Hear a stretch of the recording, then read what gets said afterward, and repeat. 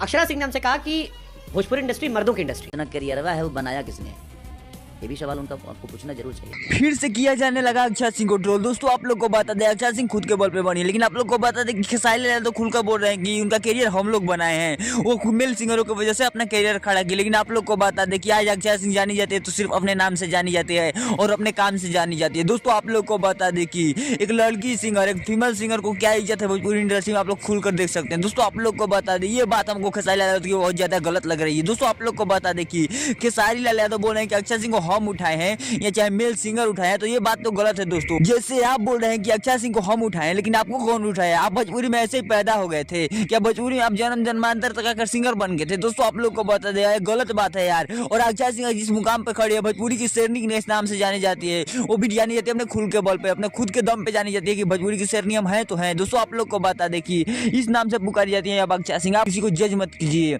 दोस्तों आप लोग को बता दें, सारी आपको देते रहेंगे। चैनल को सब्सक्राइब कर लीजिएगा।